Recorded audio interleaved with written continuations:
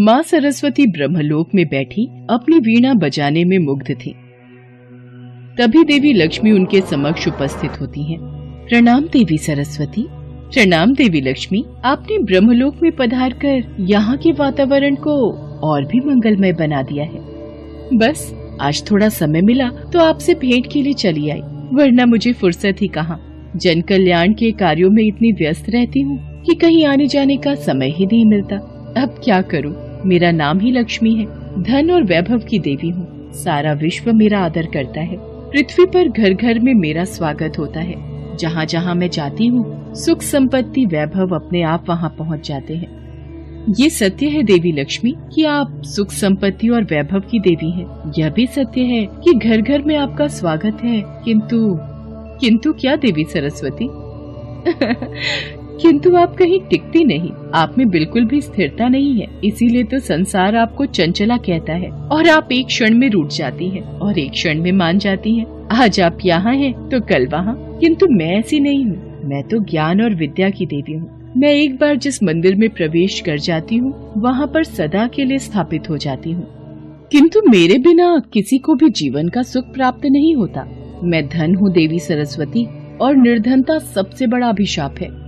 धन तो मैं भी हूँ देवी लक्ष्मी, पर अंतर सिर्फ इतना है, आपके द्वारा दिया गया धन सिर्फ तन के लिए होता है और मेरे द्वारा दिया गया धन मन के लिए है।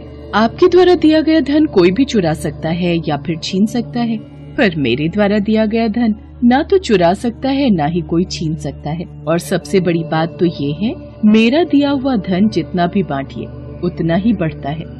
देवी सरस्वती, आप जानती हैं राजा को राजा क्यों कहते हैं? क्योंकि उसके पास मैं हूँ। आप भूल रही हैं देवी लक्ष्मी, ताज मुकुट का तब तक कोई अर्थ नहीं जब तक उसके पीछे राज तिलक का आधार ना हो, बल ना हो, संस्कार ना हो। राज तिलक के पीछे शक्ति होती है मंत्र की, विद्या की, ज्ञान की। और सच तो ये है देवी लक्ष्मी, जिसके पास मेरी दी हुई बुद्धि की शक्ति ना हो उसके पास आपका दिया हुआ धन भी नहीं रह सकता। देवी सरस्वती, आप अपने मीठे मीठे वचनों के मायाजाल में ना जाने क्या कुछ बोल रही हैं। शायद आप नहीं जानती देवी लक्ष्मी, मीठी वाणी वातावरण में रस घोल देती है। शब्द जब मंत्र बन जाता है तो उसमें दिव्यता आ जाती है। वाणी का जब दिव्यता से मेल होता है तब वह कंठ की शोभा बढ़ जाती है और पूरा संसार उन मीठे वचनों को सुनने के लिए प्रेरित हो जाता है। पर सच तो यह है देवी सरस्वती, मेरे आने से उदास वातावरण भी रंगमय हो जाता है। मेरा आगमन रोते हुए को हंसा देता है। और ये बात तो आपने अवश्य सुनी होगी कि भूखे पेट तो भजन भी नहीं होता। देवी सरस्वती, अब तो आपको मानना ही होगा कि मैं श्रेष्ठ हूँ। देवी लक्ष्मी, ज्ञान और धन में यदि कोई श्रेष्ठ है तो वह है ज्ञान, क्योंकि ज्ञानी व्यक्ति की पूजा तो राजा भी करते हैं। अतः श्रेष्ठ मैं हूँ। देवी सरस्वती, हम इस विवाद में ना पड़कर कि हम दोनों में से कौन श्रेष्ठ है, हम इस बात का फैसला भगवान विष्णु पर छोड़ते हैं कि हम दोनों में कौन श्रेष्ठ है। मुझे स्वीकार है देवी लक्ष्मी। ठीक है देवी सरस्वती, तो चलिए। देवी सरस्वती और देवी लक्ष्मी, इन दोनों में कौन श्रेष्ठ है, इस बात का फैसला सुनने के लिए वो दोनों भगवान विष्णु के पास पहुँची। देवी गंगा भगवान विष्णु के समक्ष पहले से ही उपस्थित थीं। देवी लक्ष्मी भगवान विष्णु के समक्ष बैठ जाती हैं, पर वो देवी सरस्वती को बैठने के लिए नहीं कहती हैं। इस पर देवी सरस्वती देवी लक्ष्मी से कहती हैं, हे देवी लक्ष्मी, आप मुझे स्वयं यहाँ लेकर आई हैं, पर आपने मुझे आसन ग्रहण करने के लिए नहीं कहा। क्या विष्णु लोक में अतिथियों का सत्कार इसी प्रकार किया जाता है? क्षमा कीजिए देवी सरस्वती, देवी लक्ष्मी तो भगवान विष्णु के हृदय में निवास करती हैं और मुझे अपने चरणों में रहने का अधिकार स्वयं भगवान विष्णु ने ही दिया है। और रही आपकी बात, आपके लिए तो सदैव ही यहाँ पर स्थान की कमी रहती है। यह समस्या मेरी नहीं, आप ही की है। मैं आपकी अतिथि हूँ, इसलिए आपको अपने स्थान पर मुझे बिठाना चाहिए। देवी सरस्वती, मैं तो अपना स्थान छोड़ने की कदापि सोच भी नहीं सकती, और मैं अपना स्थान छोड़कर भला कहाँ जाऊंगी? तो देवी लक्ष्मी, आप मुझे यहाँ लाई ही क्यों? अब तो यह बात मुझे स्वयं भगवान विष्णु से पूछनी पड़ेगी कि यहाँ मेरा स्थान कहाँ है। किंतु इस समय यह संभव नहीं है देवी सरस्वती। श्री हरि इस समय योग निद्रा में है। तो क्या हुआ देवी लक्ष्मी, मैं उन्हें जगाऊंगी और मैं आपको इसकी अनुमति कदापि नहीं दूं। देवी लक्ष्मी, इस समय आप मेरा घोर अपमान कर रही हैं। देवी सरस्वती, देवी लक्ष्मी सत्य ही तो कह रही हैं। देवी गंगा, मैं जानती हूँ आप देवी लक्ष्मी की हाँ में हाँ क्यों मिला रही हैं, और मैं ये भी जानती हूँ कि मेरे विरुद्ध लगातार आपके कान कौन भरता रहता है। आप गलत समझ रही हैं देवी सरस्वती, भला मेरे कान कौन भरेगा? देवी गंगा, देवी सरस्वती का संकेत मेरी ओर है, ये सोच रही है कि मैं आपको इनके लिए भड़काती हूँ। देवी लक्ष्मी, मुझे संदेह ही नहीं पूर्ण विश्वास है। यह सरासर अन्याय है देवी सरस्वती। यह बात मैं अच्छे से जानती हूँ कि आप भगवान विष्णु के चरणों में स्थान पाने के लिए सदैव ही व्याकुल रहती हैं, किंतु भगवान श्री हरि ने यह स्थान स्वयं मुझे दिया है। आप तो बेकार में ही देवी लक्ष्मी पर क्रोधित हो रही हैं। गंगा सत्य कह रही है देवी सरस्वती। मैं भली भांति जानती हूँ आप दोनों मिलकर मेरे खिलाफ कोई षड्यंत्र रच रही हैं। देवी सरस्वती, यदि आपके मन में देवी लक्ष्मी के लिए कोई बैर है तो कृपया करके मेरे साथ भी इस तरह का व्यवहार नहीं करें, तो यही उचित होगा। देवी गंगे, मैं जानती हूँ, मैं स्वयं इतनी सक्षम हूँ कि एक दिन मैं अपने ज्ञान, अपनी बुद्धि और अपनी योग्यता से भगवान श्री हरि के चरणों में ही नहीं, उनके हृदय में भी स्थान जरूर प्राप्त कर लूंगी। नहीं देवी सरस्वती, नहीं, वो दिन कभी नहीं आएगा। नारायण के हृदय में मेरा निवास है, और कोई कितना भी शक्तिशाली क्यों ना हो, मुझे श्री हरि के हृदय से कोई नहीं निकाल सकता। अच्छा, तो आप मुझे चुनौती दे रही हैं देवी लक्ष्मी।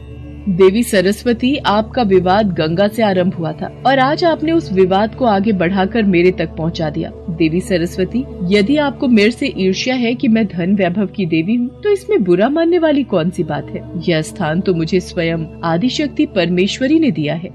अच्छा देवी लक्ष्मी, आपको इतना अहंकार है अपने वैभव और ऐश्वर्य पर, तो मैं आपको इस स्थान से अर्थात विष्णु लोक से दूर करती हूँ। मैं आपको श्राप देती हूँ, आप विष्णु लोक छोड़कर धरती पर चली जाएंगी।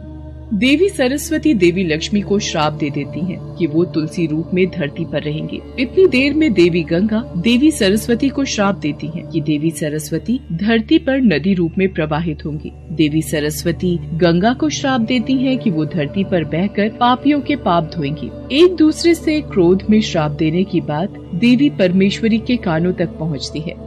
परमेश्वरी देवी कि आपकी रचाई दोनों शक्तियाँ लक्ष्मी और सरस्वती आपस में झगड़ा कर रही हैं, ऐसा क्यों? देवी काली, धन और बुद्धि में तो सदैव संघर्ष रहा है। इन दोनों ने सदैव ही अपने आप को श्रेष्ठ कहा है। ऐश्वर्य कहता है उसके बिना सब व्यर्थ है, और ज्ञान कहता है उसके बिना सब व्यर्थ है। दोनों के बीच श्रेष्ठता का ये युद्ध सदैव चलता रहा है और आगे भी चलता रहेगा। परंतु इसका परिणाम क्या होगा? ये तीनों देवियाँ कहाँ जाएंगी?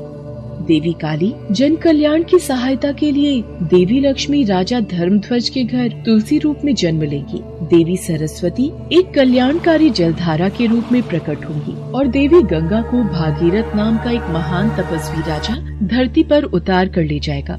हे देवी परमेश्वरी, ये सब आप ही की इच्छा से हो रहा है। आपकी लीला अपरंपार। देवी लक्ष्मी, आप किस चिंता में हैं? स्वामी, मुझे देवी सरस्वती ने श्राप दिया है कि मैं पृथ्वी लोक पर एक साधारण मानव रूप में आपसे दूर रहूंगी। देवी लक्ष्मी, ये श्राप के कारण नहीं है, ये तो विधि का विधान है। ये पहले ही तय हो चुका था। वो देखिए, पृथ्वी लोक पर राजा धर्मध्वज, जिनकी कोई संतान नहीं है, वो आपको संतान रूप में पाने के लिए बहुत समय से तपस्या कर रहे हैं। उनके शरीर पर मिट्टी ने अपना कब्जा कर लिया है, और कहीं ऐसा न हो कि देर हो जाए, कोई वन्य जीव जंतु उनको अपना शिकार बना ले। ओम श्री लक्ष्मी देवाय नमः। ओम श्री लक्ष्मी देवाय नमः। ओम श्री लक्ष्मी देवाय नमः। ओह कमल लोचन, ये मैं क्या देख रही हूँ? राजा धर्मध्वज तो मेरे ही नाम का स्मरण करके तपस्या कर रहे हैं। मुझे उनको वरदान देना ही होगा। परंतु देवी सरस्वती ने मुझे श्राप दिया था कि मुझे आपसे दूर होना होगा। मैं आपके बिना पृथ्वी लोक पर कैसे रहूंगी स्वामी? देवी लक्ष्मी, आप इस बात की चिंता मत कीजिए। जिस तरह आप मेरे बिना अधूरी हैं, उसी तरह ये विष्णु लोक और मैं भी आपके बिना अधूरे हैं। मैं आपसे बहुत जल्द मिलूंगा। आप अपना कर्तव्य निभाइए। मुझे आज्ञा दीजिए नारायण।